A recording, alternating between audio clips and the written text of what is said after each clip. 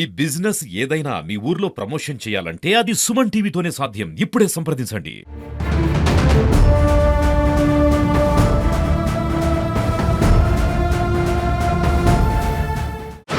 ఈ నెల 20వ తారీఖున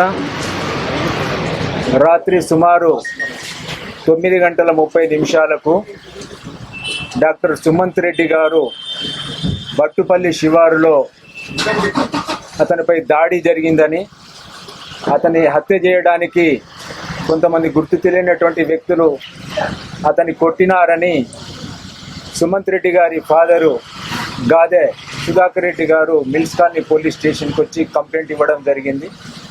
ఆ కంప్లైంట్ పైన మా మిల్స్ కాలనీ సిఐ గారు వెంకటరత్నం గారు కేసు నమోదు చేసి ఈ కేసును దర్యాప్తు ప్రారంభించడం జరిగింది. ఈ దర్యాప్తులో భాగంగా ఆ కేసుకు సంబంధించినటువంటి అందరు సాక్షులను, అదేవిధంగా సీసీ కెమెరా ఫుటేజ్ను, టెక్నికల్ ఎవిడెన్స్ను కలెక్ట్ చేసి వాటి ఆధారంగా ఈ నేరంలో పాల్గొన్నటువంటి నేరస్తులను ఈరోజు పట్టుకోవడం జరిగింది. ఇక వివరాల్లోకి వెళితే, ఈ డాక్టర్ సుమంత్ రెడ్డి గారు అదేవిధంగా అతని భార్య ఫ్లోరా మరియకు 2016వ సంవత్సరంలో ప్రేమ వివాహమైనది. వివాహమైన తర్వాత సుమంత్ రెడ్డి గారి బంధువులకు సంగారెడ్డిలో విద్యా సంస్థలు ఉన్నాయి. ఆ విద్యా సంస్థలో పనిచేయడానికి ఫ్లోరా మరియాను సంగారెడ్డికి పంపడం జరుగుతుంది. డాక్టర్ గారు కూడా సంగారెడ్డికి షిఫ్ట్ అవుతారు. ఆమె అక్కడ స్కూల్లో పనిచేస్తూ ఉంటుంది. డాక్టర్ గారు పిహెచ్సి సెంటర్లో కాంట్రాక్ట్ పద్ధతిలో అక్కడ పనిచేస్తున్నారు. ఆ క్రమంలో డాక్టర్ గారి వైఫ్ మరియా మరి కొంత వెయిట్ ఎక్కువ ఉండడంతో వెయిట్ లాస్ కావడానికి అని చెప్పేసి సంగారెడ్డిలోని ఒక సిద్ధు జిమ్కు జాయిన్ అయింది. ఆ జిమ్లో ఒక ట్రైనర్తోని ఈమెకు పరిచయం ఏర్పడుతుంది. ఆ పరిచయం కొంతకాలానికి చాలా క్లోజ్గా ఎక్స్ట్రా మ్యారిటల్ లైఫ్ వాళ్ళ మధ్య ఒక సంబంధం అనేటువంటిది ఏర్పడుతుంది. అది సుమంత్ రెడ్డి గారి దృష్టికి వచ్చినప్పుడు వాళ్ళను మందలించడం జరుగుతుంది. అది అయినప్పటికీ వాళ్ళ పద్ధతి మార్చుకోకుండా అదే విధంగా మరి కంటిన్యూ చేయడంతో అక్క నుండి తిరిగి మళ్ళీ వరంగల్కు డాక్టర్ గారు అతని వైఫ్తోని షిఫ్ట్ అవుతారు. ఆ క్రమంలోనే డాక్టర్ గారు కాజీపేటలో ఒక ప్రైవేట్ క్లినిక్ ఓపెన్ చేసి అక్కడ ప్రాక్టీస్ చేస్తూ ఉంటారు. ఈ ఫ్లోరా మరియా ఈ క్రమంలోనే ఆమెకు గవర్నమెంట్ లెక్చరర్ జాబ్ కూడా వస్తుంది. ఆమె పెంబర్తిలో ఫస్ట్ పోస్టింగ్ అవుతుంది. అక్కడ దాదాపు 1.5 year వరకు కూడా పెంబర్తిలో ప్రభుత్వ సోషల్ వెల్ఫేర్ కాలేజీలో 1.5 year వరకు కూడా అక్కడ జాబ్ చేసిన తర్వాత అక్కడ నుండి రంగసాయిపేటకు ఆ యొక్క కాలేజీని షిఫ్ట్ చేయడంతో ఇక్కడికి షిఫ్ట్ అవుతారు. డాక్టర్ గారు ఒక కాజీపేట క్లినిక్లో పనిచేస్తూ ఉంటారు. సో ఇది యాక్చువల్గా సంగారెడ్డి నుంచి ఇక్కడ షిఫ్ట్ కావడానికి వాళ్ళ మధ్య ఈ శామ్యుల్ అండ్ ఫ్లోరా మధ్య ఉన్నటువంటి ఏదైతే అక్రమ సంబంధము దాన్ని కంట్రోల్ చేయడానికి, దాన్ని నివారించడానికి వాస్తవానికి డాక్టర్ గారు వాళ్ళ ఫ్యామిలీని అక్కడ అతని ఉద్యోగాన్ని వదిలిపెట్టుకొని ఇక్కడికి వస్తారు. అయినప్పటికీ తన పద్ధతి మార్చుకోకుండా వాళ్ళ మధ్య ఉన్నటువంటి సంబంధాన్ని అదే రకంగా కంటిన్యూ చేస్తూ ఉంటారు. ఆ విషయంలో ఇక్కడ కూడా భార్యాభర్తల మధ్య తరచుగా గొడవలు అవుతూ ఉండేది. ఎన్నోసార్లు సుమంత్ గారు భార్యను మందలించడం జరిగింది.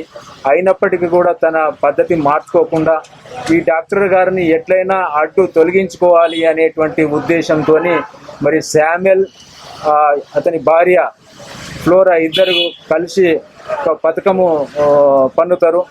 అందులో భాగంగా మరి శామ్యుల్ మిత్రుడైనటువంటి రాజ్ కుమార్ హెడ్ కానిస్టేబుల్ సహాయాన్ని ఇతను కోరుతాడు.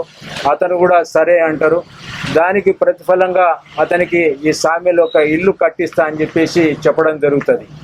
దాని తర్వాత వాళ్ళందరూ కూడా పథకం ప్రకారము సుమారు ఒక 15 రోజుల క్రితము ఈమె ఫ్లోరా శామ్యుల్కు 1,00,000 రూపాయలు ఫోన్పే అమౌంట్ పంపిస్తుంది.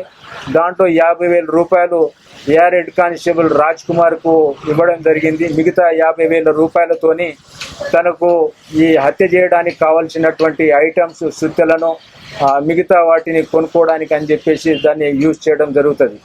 సో వీళ్ళ అనుకున్న ప్రకారము 20వ తారీఖు రాజ్ కుమార్ యొక్క రాయల్ ఎన్ఫీల్డ్ బండి పైన సంగారెడ్డి నుంచి బయలుదేరి కాజీపేటకు వస్తారు.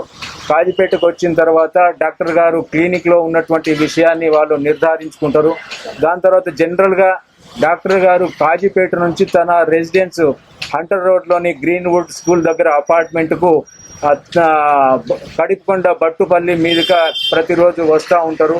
సో ఆ రూటును వీళ్ళు తెలుసుకొని ఒక అనువైనటువంటి ప్లేస్ను ముందుగానే వీళ్ళు రక్కీ చేసి బట్టుపల్లి దాటిన తర్వాత ఎస్ఆర్ స్కూల్ తర్వాత కొద్దిగా అక్కడ డార్క్నెస్ అనేటువంటిది ఉంటుంది. అక్కడైతే పర్ఫెక్ట్గా ఉంటుంది, ఎవరు చూడరు అని చెప్పేసి ఆ ప్లేస్ను సెలెక్ట్ చేసుకుంటారు. దాని తర్వాత డాక్టర్ గారి దగ్గరికి వెళ్తారు.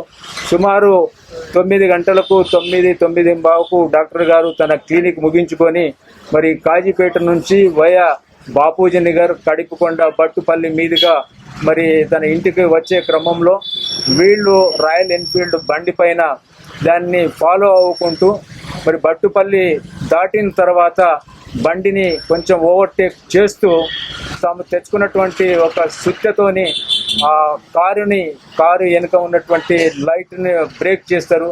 దాంతో ఏదైనా సమ్ యాక్సిడెంట్ జరిగిందనుకొని డాక్టర్ గారు కారుని ఆపి దిగి ఏదైతే డ్యామేజ్ అయిందో ఆ డ్యామేజ్ అయినటువంటి ఏరియాను చూసేటువంటి క్రమంలో మరి శామ్యుల్ తను తెచ్చుకున్నటువంటి సుత్తతోని ఒకేసారి తలపైన వెనుక వైపు నుంచి బలంగా కొట్టడం జరుగుతుంది.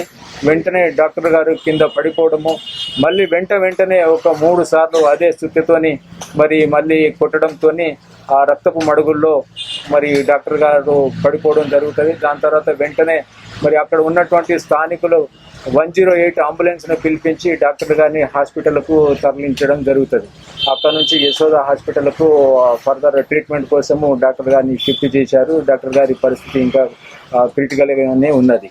సో ఈరోజు ఈ యొక్క నేరస్తులు ఏదైతే ఇంట్లో ఉన్నటువంటి బంగారాన్ని మరి తీసుకొని వెళ్ళి మరి ఏదైనా అడ్వకేట్ ద్వారా కోర్టులో లొంగిపోవాలి అనేటువంటి ప్లాన్తోనే ఈరోజు ఇక్కడికి వరంగల్కు రాగా మా సిఏ గారు పక్కా సమాచారంతో మరి వారి ముగ్గురిని కూడా ఈరోజు అరెస్టు చేసి వారి దగ్గర నుంచి రాయల్ ఎన్ఫీల్డ్ బుల్లెట్, అదేవిధంగా ఆ నేరానికి వాడినటువంటి సుత్తె, అదేవిధంగా మిగతా వారికి సంబంధించినటువంటి క్రైమ్కి సంబంధించినటువంటి ఎవిడెన్స్ అన్నీ కూడా ఈరోజు సీజ్ చేసి వాళ్ళను రిమాండ్కు పంపడం జరుగుతూ ఉన్నది.